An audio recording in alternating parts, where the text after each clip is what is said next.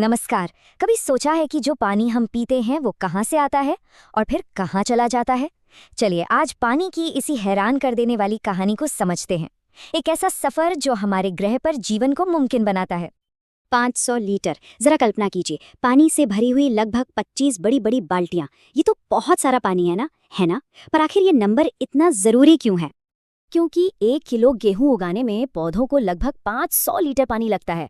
जी हाँ, ये बात थोड़ी चौंकाने वाली है पर सच है।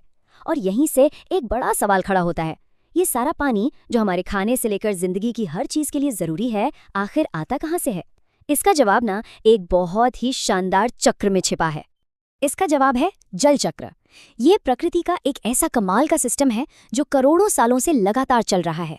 ये समंदर से आसमान तक और फिर आसमान से वापस जमीन तक पानी का एक कभी न खत्म होने वाला सफर है। आइए इस सफर के हर पड़ाव को करीब से देखते हैं। बिल्कुल आसान भाषा में कहें तो जल चक्र पृथ्वी का अपना रिसाइकलिंग सिस्टम है जो पानी को लगातार साफ करता है और घुमाता रहता है। ये कभी रुकता नहीं है और इसी नॉनस्टॉप सिस्टम की वजह से हमारे ग्रह पर जिंदगी है। इस पूरे सफर को हम 3 मुख्य हिस्सों में बांट सकते हैं। पहला, वाष्पीकरण यानी पानी का भाप बनकर ऊपर उठना। दूसरा, संघनन यानी उन्हीं भाप से बादलों का बनना। और तीसरा, वर्षा मतलब पानी का वापस धरती पर लौटना। तो चलिए एक एक करके इन्हें समझते हैं। तो कहानी शुरू होती है पानी के ऊपर जाने से। एक ऐसी प्रक्रिया जो गुरुत्वाकर्षण के नियम को तोड़कर पानी को आसमान की ऊंचाइयों तक ले जाती है। इसे कहते हैं वाष्पीकरण। सूरज की गर्मी समंदर, झीलों और नदियों के पानी पर पड़ती है और उसे धीरे धीरे भाप में बदल देती है। ये भाप इतनी हल्की होती है कि हवा में ऊपर उठने लगती है।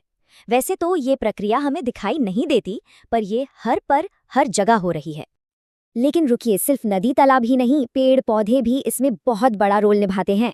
पौधे अपनी पत्तियों से पानी की भाप को हवा में छोड़ते हैं। इस प्रोसेस को वाष्पोत्सर्जन कहते हैं। ये बिल्कुल वैसा ही है जैसे हम सांस छोड़ते हैं और इससे बहुत बड़ी मात्रा में पानी हमारे वायुमंडल में पहुंचता है।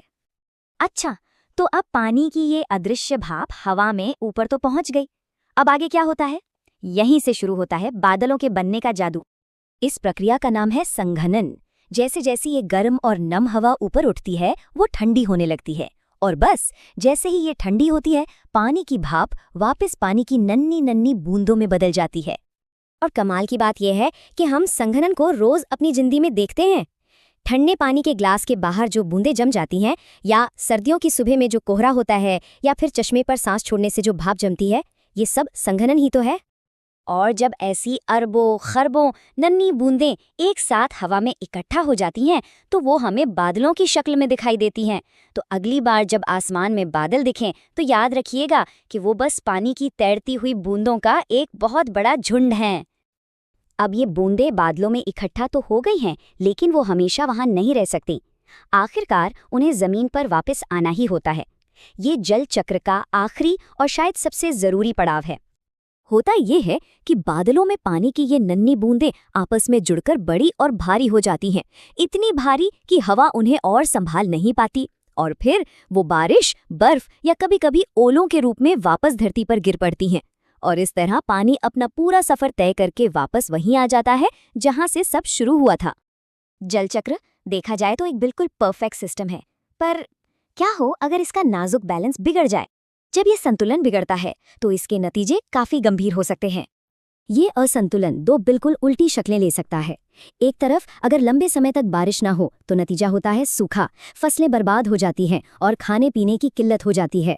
और दूसरी तरफ अगर बारिश जरूरत से बहुत ज्यादा हो जाए तो आती है विनाशकारी बाढ़, जिससे जान और माल दोनों का भारी नुकसान होता है।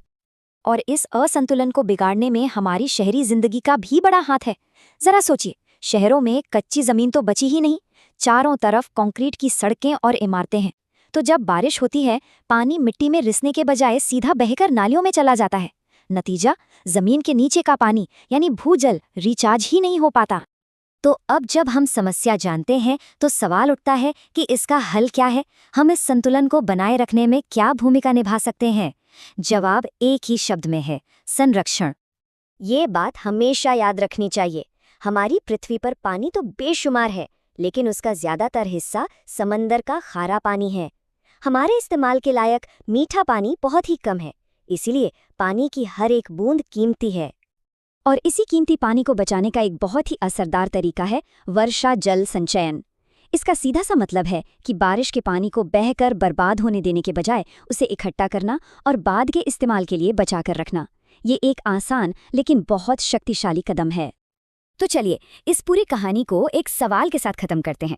आज जो पानी हमारे ग्लास में है वो करोड़ों साल पुराने एक कभी न खत्म होने वाले सफर का हिस्सा है। क्या पता कल वो भाप बनकर उड़ जाए, बादल बन जाए या बारिश बनकर किसी और जगह बरस जाए।